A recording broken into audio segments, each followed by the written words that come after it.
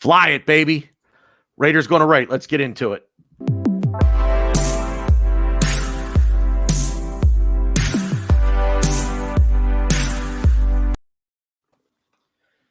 The world just is a brighter place when this club wins a football match, isn't it? I mean, I got like 6 inches of snow out on the ground. It's cloudy. There's a winter storm rolling in here in Pittsburgh. I don't care. Let's go. Like, I'm in a t-shirt and shorts right now. Let's go, baby. Come on. I know. I'm so happy that we won that game. And by the way, it worked. It worked. So, white t-shirt. Cutting your hair off? Yep. I hadn't done it since before the Chelsea match. Mm-hmm.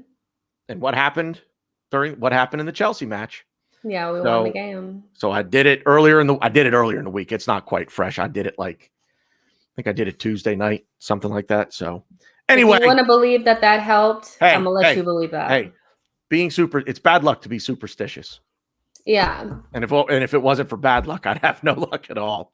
So that's Anyway, people didn't come here to watch me talk about shaving my head and wearing a white t-shirt. They came here to hear us give players numbers that mean absolutely nothing, but it's fun, right? It's fun to do. So so let's get into it. Flip a coin. Who wants to start? Guess what? You can actually no. You started last time, I think. You go first. Yeah, I'll go first with Leno. Man.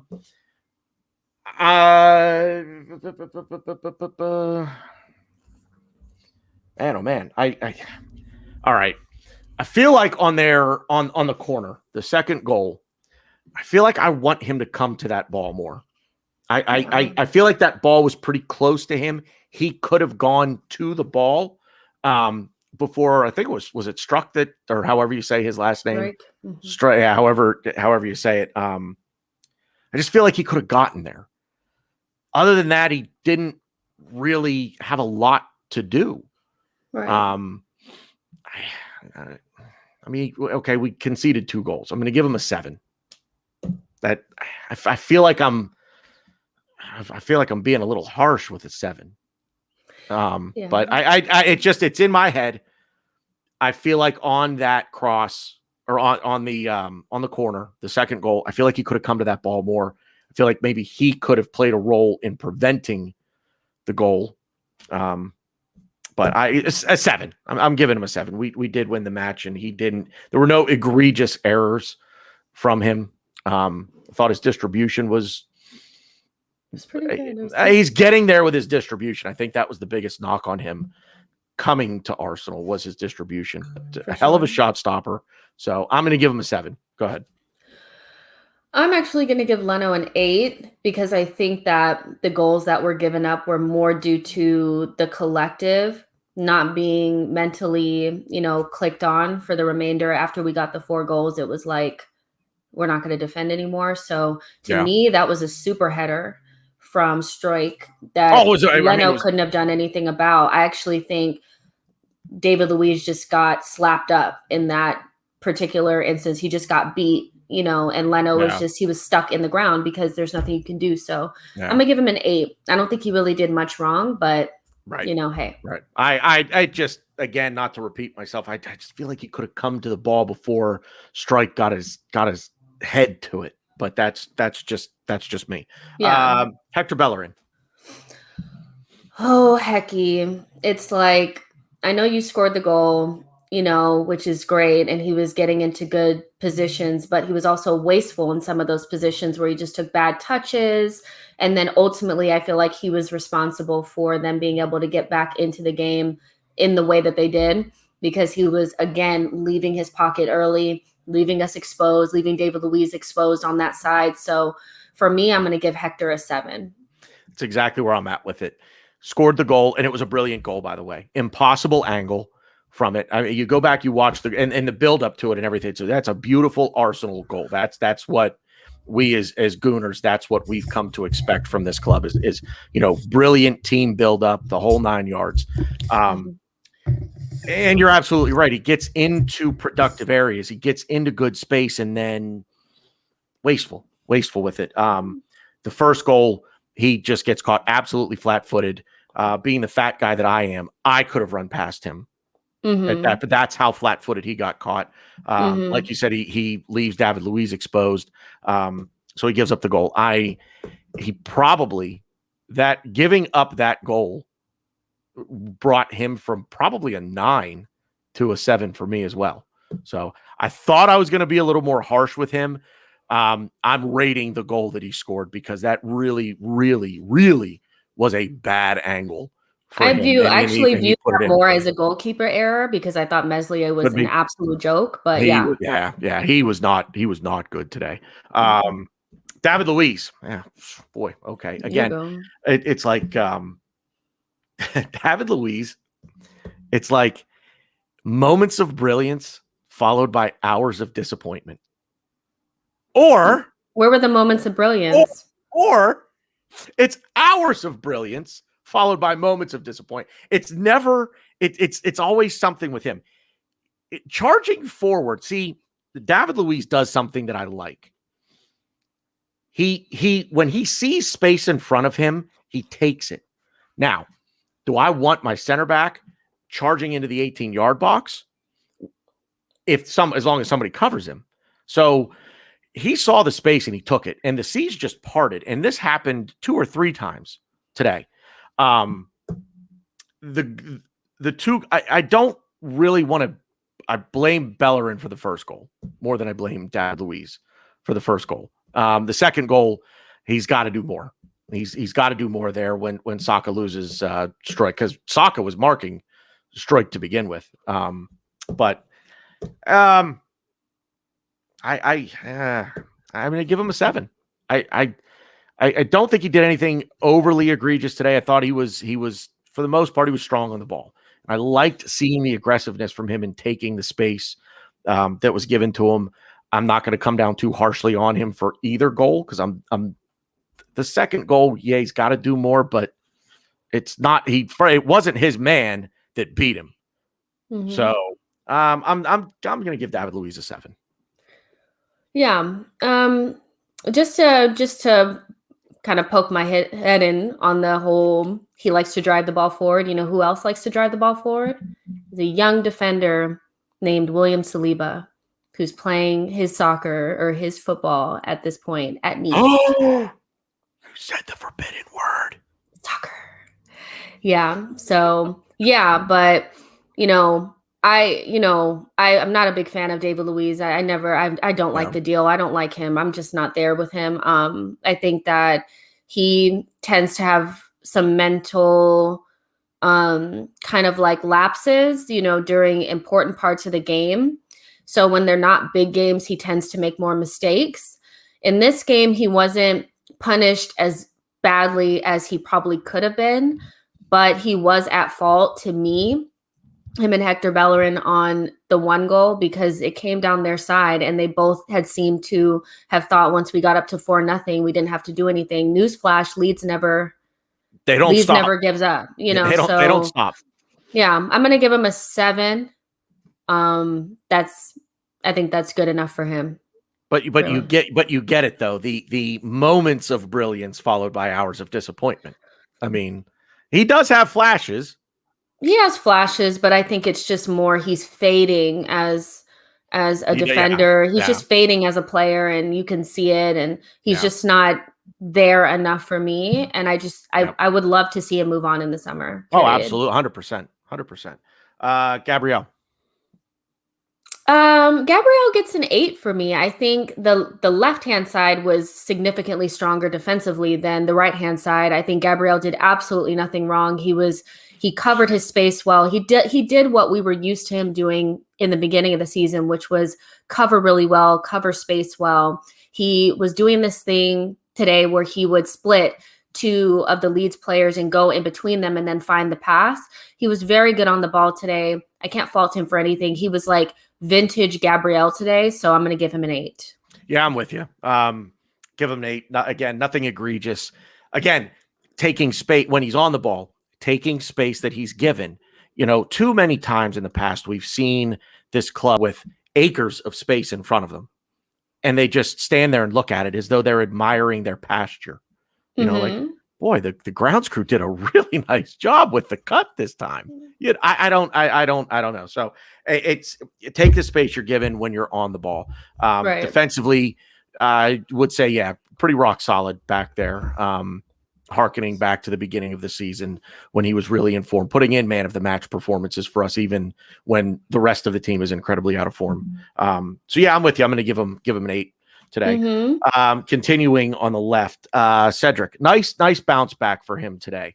The thing that I'm finding with Cedric is he seems to wear down towards the ends of matches when he's playing all 90. He seems to be wearing down. At the end of the game, he starts to get beat a little bit.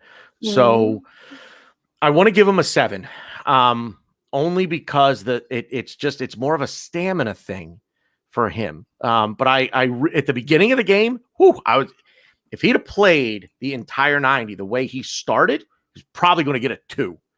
Like, just too many touches, too many heavy touches, losing the ball to nobody, errant passes. But as the game wore on, he grew into it and really, really put a couple of relatively poor performances behind him. But he fades at the end, just because the stamina doesn't seem to be there, I'm going to give him a 7. Yeah, I think ultimately our left-hand side was much stronger than our right-hand side for obvious reasons because of personnel. For sure. And I always caveat Cedric's performances with the fact that he's playing on the left-hand side and he's a right footer.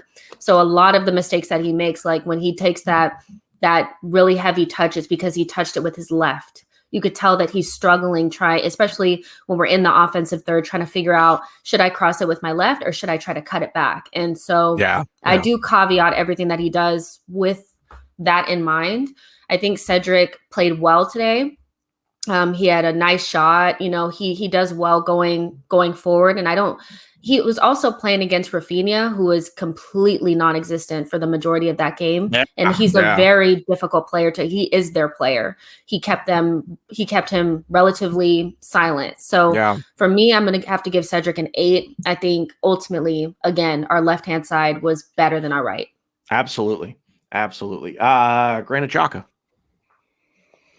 Oh, Granit. I think Granit had a good game. I think he's been solid. And I think at this point, as Arsenal fans, we need to accept the fact that Xhaka is having good games, and this is a sustained period of time, and he's played without Thomas Partey.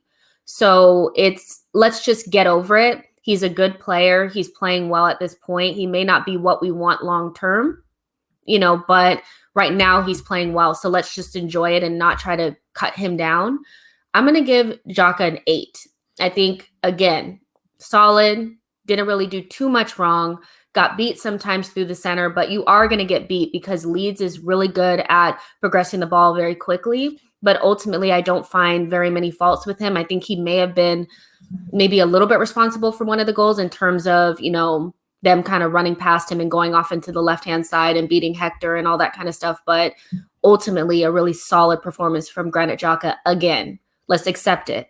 Yeah. He's playing well. Yeah, he is playing well, and today was a good indication that he can now do it without Thomas Partey. Without having a player better than him playing alongside him to make him look better, to kind of pull him along. It's time to accept the fact that Granit Xhaka is a player that like you said, is he what we want long term?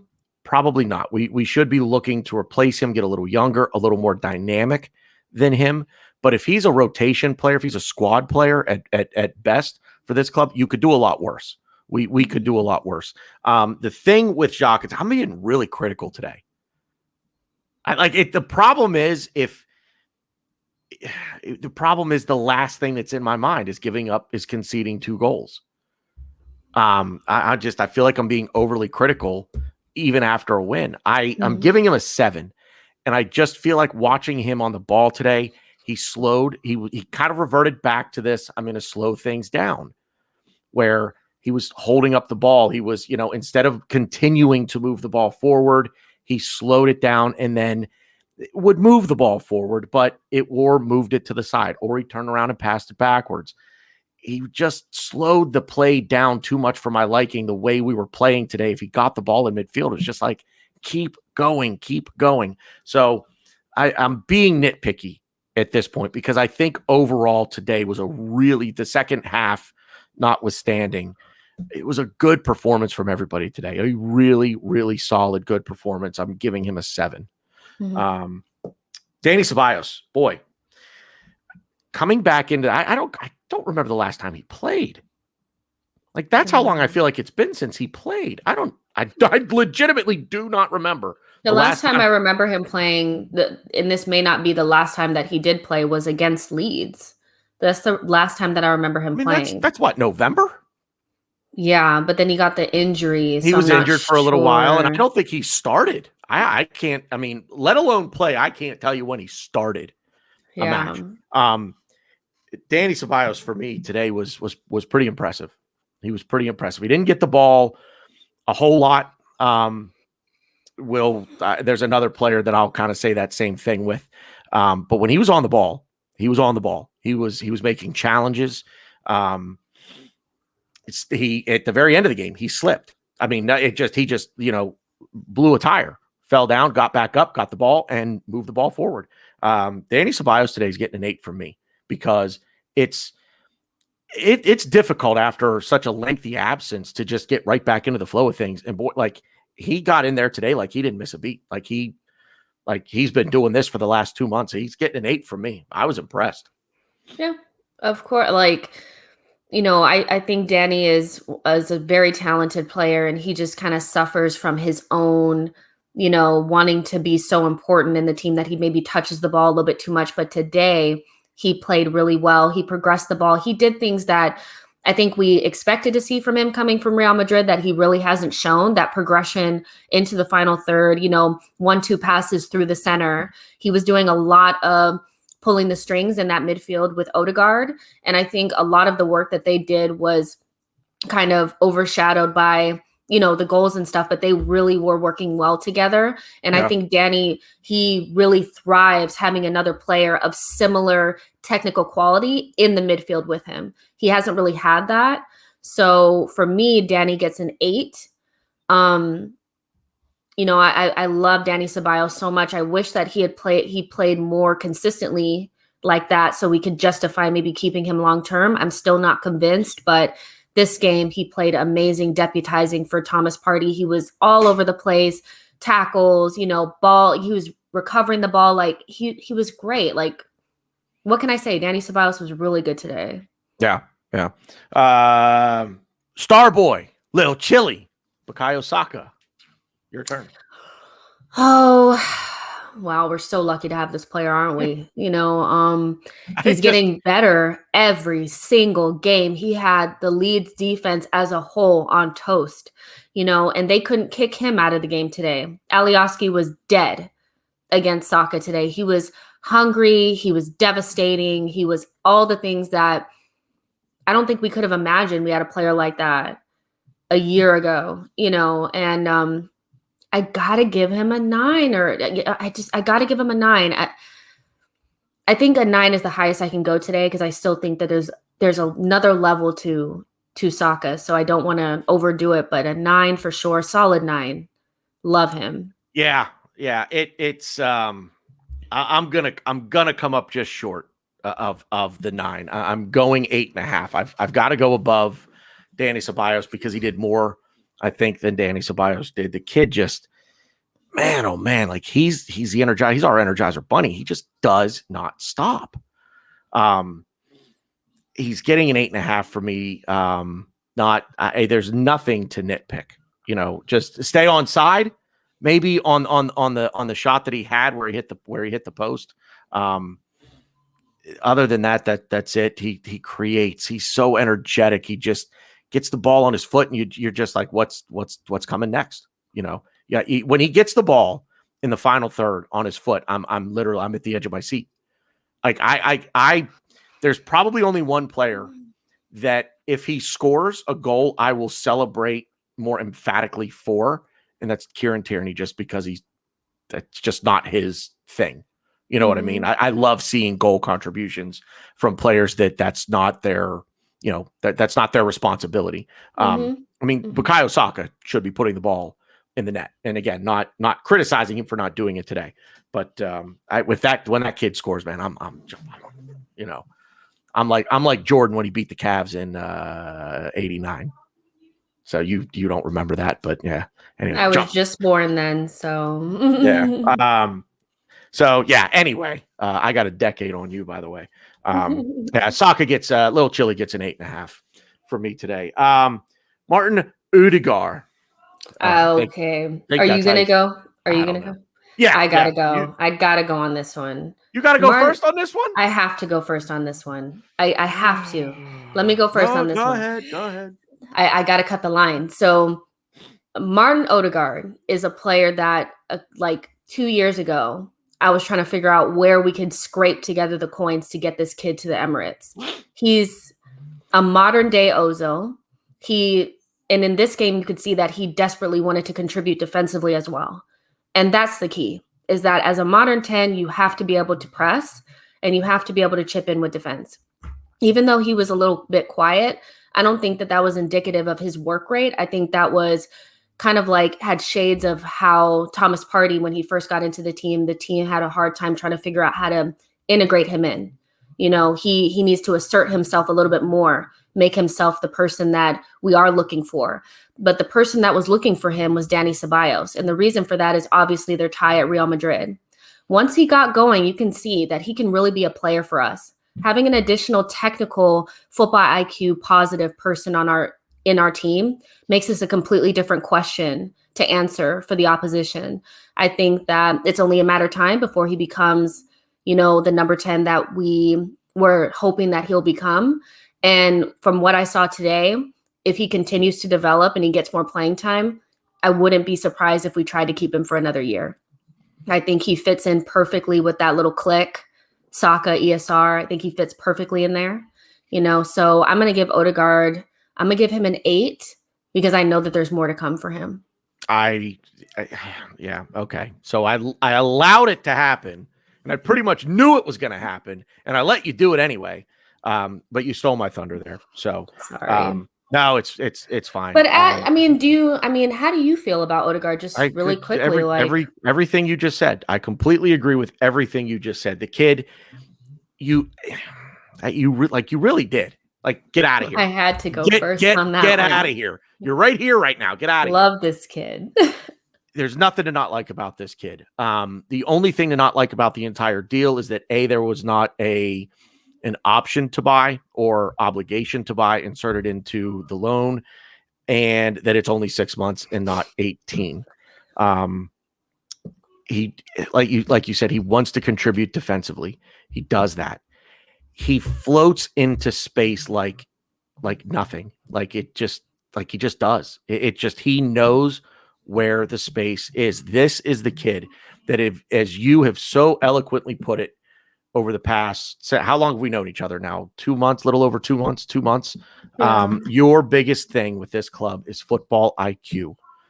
He has it in spades.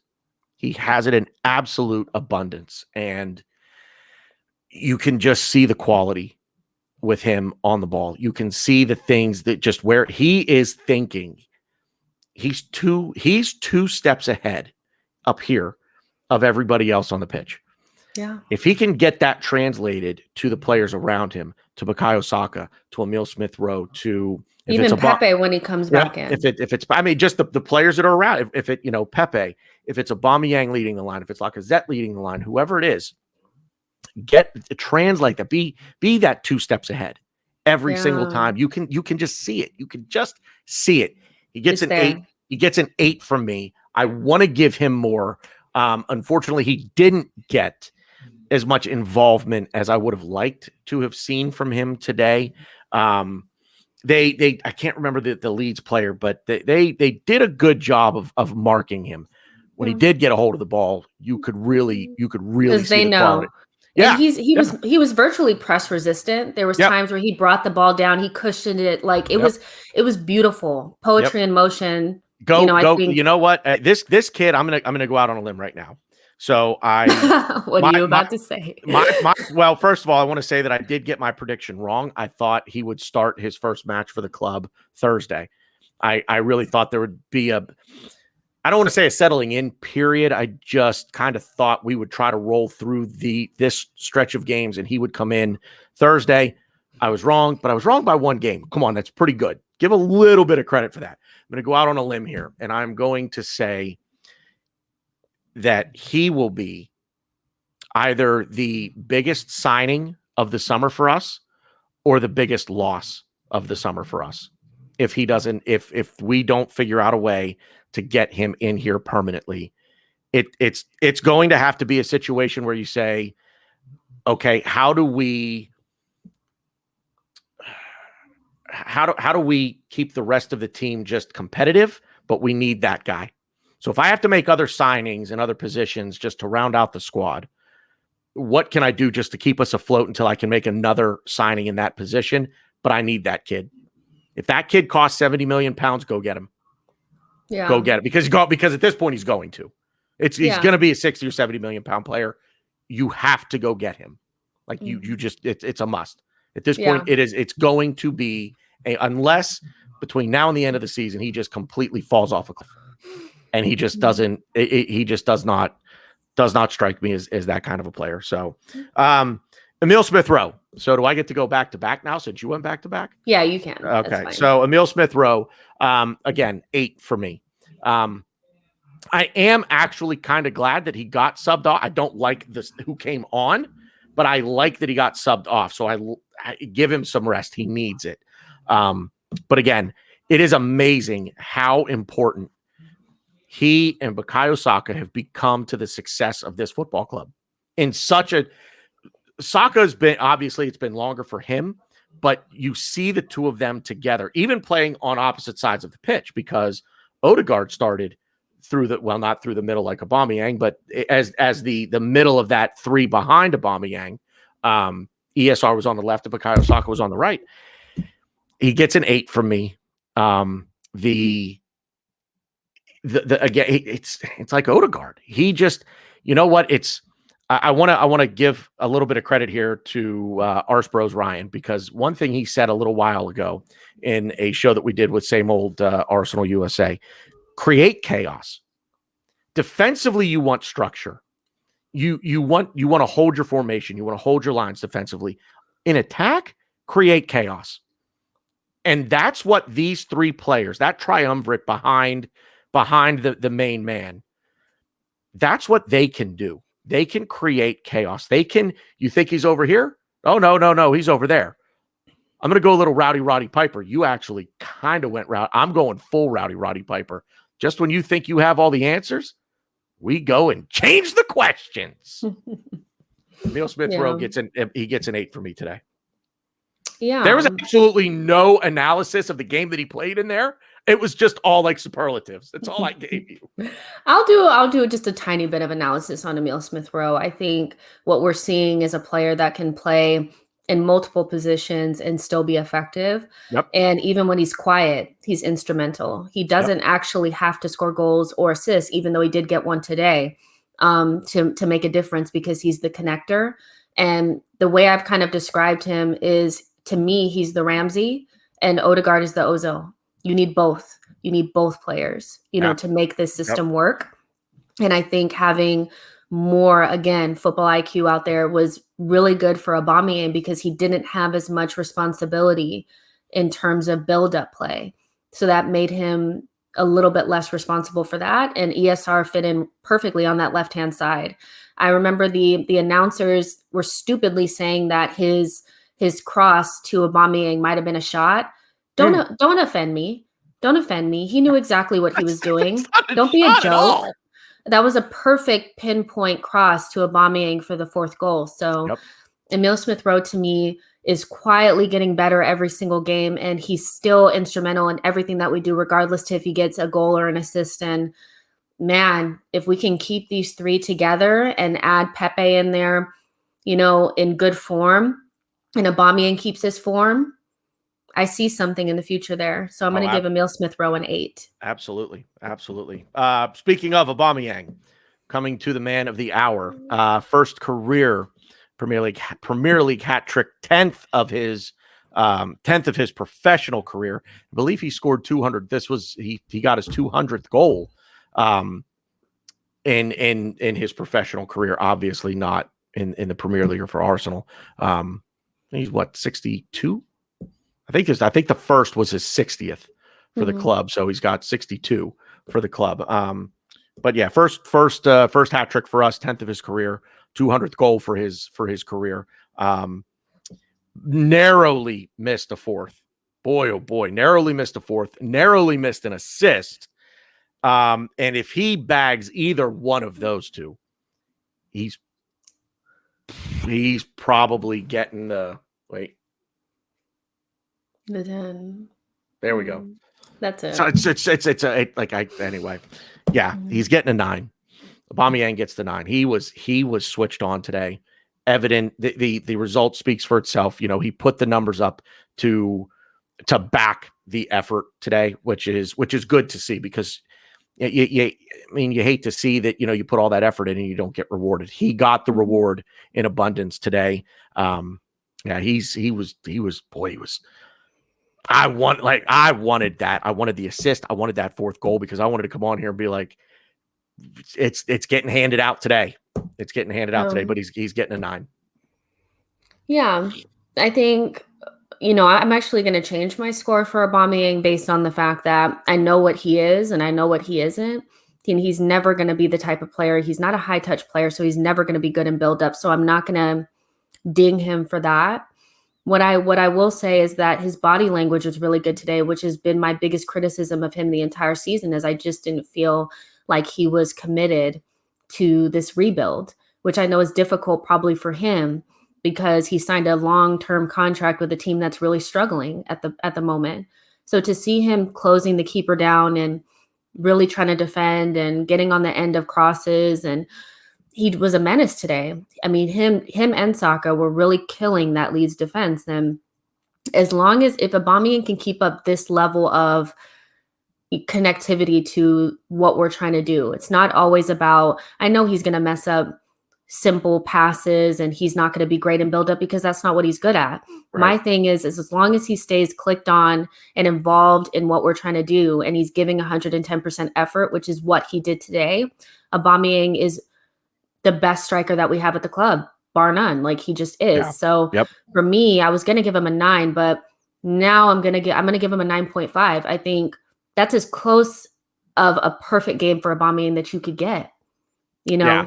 Yeah. It really is. It really is. Man, it's just, man, give me the assist or give me that fourth goal and you're probably getting the 10 from me. But it just, and again, like it's little things, just little things that's why I say it's so hard to hand out a 10, because a 10 is it's perfect. It's perfect. Give him the assist, give him that fourth goal. If he'd have gotten both, if he'd have gotten 4 goals and the assist today, it's like, whew, can I go higher than a 10? I don't know. Moving on to the subs, and we'll go in order here. So Willian came on for Emile Smith-Rowe. Go ahead. I had my 2 back-to-back, so go ahead. Once again, he had no effect on the game, and I don't care if you come in when the game is done. I still expect, as an experienced Premier League player, for you to make some sort of difference. I mean, we could have been playing with 10. I mean, there wasn't much from him. Defensive contribution is just not there. You know, his pressing is almost like a chicken running around with his head cut off. He had one decent pass to Saka for that one move that he ended up hitting the post. But I'm not going to give you flowers for that, you know, because you're Willian, one of the best players. Yeah, you were one of the best players last season, and we've seen nothing of that since you've been here. He gets a 5 from me. He didn't do anything. Yeah, I'm with you. He gets a 5 from me. The pass was good. It's the absolute right move, but you're expected to make that. You didn't. That's not spectacular. You know what I mean? If it's a spectacular pass, you know, if you nutmeg somebody to make the pass, or it's not that. It's simple, and it's simple. It's the right move, and you got it right. Congratulations, you're a professional footballer. You should have done that. I mean, it's the same move. I mean, just to put it out, like it's the same exact pattern that we had against West Brom, where Lacazette did the flick to Saka for the exact same, or ESR to Saka. So it's the same move. So these are patterns of play. It's not like he thought of it. Right. My thing is just he adds absolutely nothing. He brought nothing. And I do want to correct a lot of people. Sorry to be that guy, but we did not concede 2 with Willian on the pitch. So let's not bash him over the head for that. We conceded 1. We conceded the first before he came on. But it's like playing with 10 men with him out there at this point. He makes no difference. He makes no difference whatsoever. I mean, you get a 5. I mean, like I want to, and I when he comes on, I find myself like, come on, this is the time. This is the game where he's going to shut us up. He's going to come on, and today of all games would have been the day that I thought he's going to do it today. He's going to do it today because they're so wide open at the back. Leeds are so wide open at the back. He's going to come on. He's going to do something today, and nada. Mohamed El-Neni comes on for Martin Ødegaard. I think I know where you're going to go with this. I tend to try to give Mohamed El-Neni the benefit of the doubt because he's that guy that, as I've said before, and I'm going to quote Stan on this because this was kind of Stan's thing. Stan the man from same old AFC USA. Mohamed El-Neni might be 70% of our best player, but you're going to get all of that. You're going to get 100%, 60% of the time. It works every time.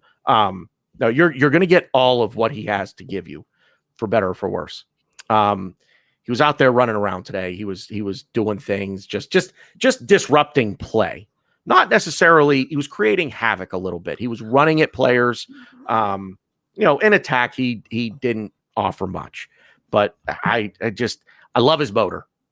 Mohamed El-Neni's that guy that just has the motor and the heart that I love. That dude is going to give everything for the badge, and it's just a plain white t-shirt. I have nothing Arsenal on at the moment whatsoever, so I can't even, tug at it. But he's going to give you everything for that. I'm going to give him a 7, and it's really giving him the 7 for the motor and the heart. Oof. That's really it. That's kind. That's really kind there. Yeah. I don't think he did much, and then he did have a hand in one decent move where, again, it's one of those moves. If you guys are not noticing our patterns of play, we do them all the time, and he did it perfectly, which is not to say that he didn't do it. He did have a hand in it. It was really nice. It was like one of those 1-2 really quick passes or whatever. So, and a lot of times I give player ratings based on expectation. I don't expect very much from El-Neni, but he didn't do anything really to move the needle, in my opinion. So I'm gonna give him a 6. It's heart and motor for me with him. Like that's my expectation. When I see him come on, I want to see the dreads, moving a lot. Let's go. Because if those are moving, he's running. And that's what I want to see from him, because especially at the end of the game where we're trying to see it out. Don't sit back. He is the kind of player that when he comes on in a situation like this, he forces the other team to do something. I like that. Make them make a decision. Don't just sit back and give them time to think about it and have a cup of coffee and read the newspaper and, create a scouting report on you. Force the issue. And he does that. He did that today for me. Yeah. The last sub was Rob Holding coming on for Dani Ceballos. Go ahead.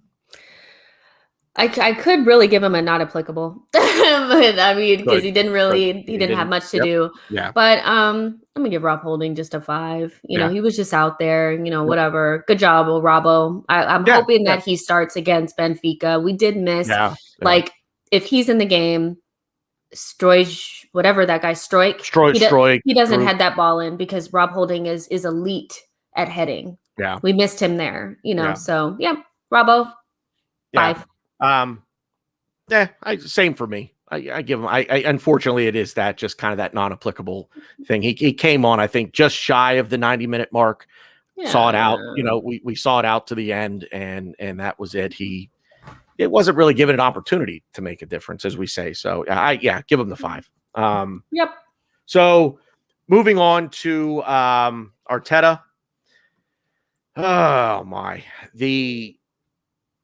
I was so the starting lineup, I was surprised to see Ødegaard and ESR both in there. I really thought that Pepe was going to get a start. I'm wondering if he didn't get the start because of the dust up with Alioski and the red card the last time they played. I think you're overthinking that. I think it's for Thursday for sure. So it worked out, obviously, and there's a reason why he's the guy in charge and I'm not. By the way, Arsenal, if you ever want to make a change, give me a call. I'll give you my CV and we can talk. I'll be Arsenal, if you want to get relegated to the championship, call him. Wow. Wow. Wow. Just joking. I'm just joking. I don't even know what to say at this point. Man, oh man. I was hoping you were going to crack wise on somebody else when you said that, but you got to come after me. Hey, I'll be a lot cheaper, I'll tell you that. And I'm a master motivator. Yeah. Somebody's going to drill me on that one. I guarantee it. Just wait. Arteta for me, the Willian sub. I mean, if there's a clause in the contract that he has to play so many games, that's awful negotiating. Why would you ever do that? No, I'm not going to put a clause in your contract that says you have to play X number of games. Well, that keeps your bonuses, right? You're gonna play if you warrant playing. Period. So that's bad. And this was supposedly all on Arteta. He wanted Willian. So that substitution takes him from an 8 to a 7 for me. Don't like the sub. Could have brought on Martinelli to get him, get him back up to speed running because he hasn't played now in how long. Could have brought Pepe on. Pepe's in form. Get his legs going before Thursday, but he brings Willian on again. And we see what happened. It's like, again, playing with 10 men. He gets a 7 from me. Yeah. Before the game, honestly, I thought that it was really unfair. The club, no matter how much we think the league is done and we're not going to win the Europa League, the club can't act that way. So they have to act as though they are managing the squad in a way that's going to give us the best opportunity to do well in the league and in Europa League, because in their minds, that's what's still at play.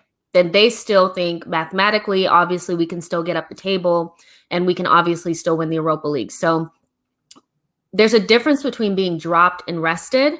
And I think we're using the word dropped as a negative word to use against Arteta. Pepe, to me, was not dropped. Why is Pepe dropped and Lacazette is rested? You want a stick to beat Mikel Arteta with. That's not what it is. He rested Pepe and Lacazette, two of our key players, and they'll be able to play fully rested for over a week against Benfica, as well as Rob Holding. Yeah. So we got it completely right today. The starting lineup was perfect because we scored 4 goals. We gave up 2, but Leeds is a goal-scoring team. We were never gonna get a clean sheet against them because they never give up. Most teams, when they get up to 4-0, they just quit. Leeds is a different kettle of fish, right? They still just want to score. They may not score all 4, but they still want to put the ball in the net. Sure. Yeah. So for me, I think Mikel Arteta, besides putting in somebody who probably has a clause in their contract that says he has to play a certain amount of time, and probably looking out for Martinelli, who came out just this week and said that coming back from this injury has been difficult. I don't think he's done much wrong here. So I'm going to give him a 9. I don't see the in-game management was fine. It's not his fault that they clicked off. Can he be in their brains? Well, right. Can he be in their brains? He can't play the game for them too. Yeah. I'm like, I just think we want so badly to beat Arteta over with a stick over something. He got it right today. We beat Leeds 4-2. He did get it right. I agree with that. I just the 7 that I give that Willian set. Look, if at the end of the day, if it is a clause in the contract and you got to do it, then I'm gonna dock you for putting the clause in the contract. It's that simple. That's why he's not the contract person. Remember, Willian's contract was signed at Kia's house. Obviously, we did that so that they could get certain things in that contract that were not. Yeah. I just think we have to let that go. I know that it's like, why are you playing Willian? But also, let's be realistic about the fact that Martinelli hasn't looked great since his comeback. So let's just let him rest up. There's no reason to bring in Martinelli at that point. And really, Willian should be able to see out the game at 4-1. I mean, and that happened. It did. I'm not changing my number, by the way. No, you don't have to. It's just we just have a different way of thinking about it. Yeah. I mean, we're so quick to beat him down, but then when he wins the game, then we're still like not happy for some reason. I said at the beginning, I'm nitpicking a lot of little things here because there was at least in the first half, boy, there was a lot to like about this match. So speaking of the first half and things to not like, Stuart Atwell, the on-field referee, go ahead. I mean, he called the penalty to begin with, right? And then in his ear, the VAR people said to go over and look at it. And then he thought it wasn't a foul or it wasn't a penalty. And he also didn't call a penalty against Gabriel / Cedric for Bamford, pretty much in the same situation where it was kind of like a shoulder to shoulder, a little trip over, that could have easily been called as a penalty as well. So for me, I don't think he had the worst game. He let a lot of things go. There was a lot of where we thought it was a foul and then they thought it was a foul. And I don't think he had the worst game. I really, really don't. We got justice anyway. We got the penalty that we deserved. And so I'm just going to give him a straight 5. I don't think he really had, compared to what we've been through, I think this is as good as it gets. That's just how I see it. And I've said before on this show that the referee getting a 5 is probably the best you can hope for, because I don't know how you really get, because if you have to get every call right, every call that you make, you have to get right to get to get a 6 or higher. You have to make every single call exactly right. I thought it was a penalty. Okay. I still think it was a penalty. But I think he got the Bamford call right. Now, is there bias playing a role here? I can dissect these. I'm not going to. This is simply ratings. Not going to go into it, but I agree. He gets a 5 from me. He wasn't overly noticeable today, which is good. I don't want the referee to be noticeable. Do your job, do it well. I can forgive certain mistakes if I feel like you had the penalty that he waved off, I thought was a penalty, but I'm not going to forgive that. Well, I don't want to dissect it. He gets a 5 from me. It's as simple as that. So yeah, that's pretty much going to be referee. The ref, you're only going to go down. Like really, you're probably I'm probably not going to go. Probably won't go ever any higher than a 5 for a referee. Go down. I'm probably not really ever going to go any higher.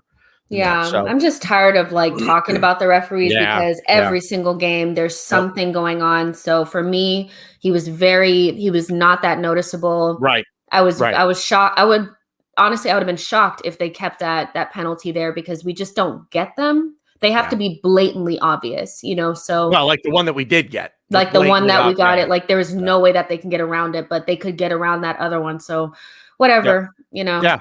All right. Good stuff. We went a little long here today. We're pushing almost 50 minutes, but I guess that's not a bad thing. So, all right. Good stuff. We're going to fly it one more time. We're going to get out of here. And thanks for watching, everybody. Hit the like button. Subscribe to the channel if you're not already, as always. And please drop your ratings in the comments below. You can find Jess. Go ahead. Shout it out real quick. It is there on the screen, but go ahead. Yeah, you guys can follow me on Twitter at It's Jessinho, and I always do the post-match show the day after the game, so we'll be doing that tomorrow, and I believe it's Drew and you, Tanner, for tomorrow. Yeah, so looking forward to it. We'll be on that tomorrow. Do it, and of course, it's going to be much more fun because we won the game, so got to be there. So subscribe to the channel so you get notified. Yep, we're going to fly it on the way out of here, guys. Thanks for watching Good Footy Talk. We'll see you out there.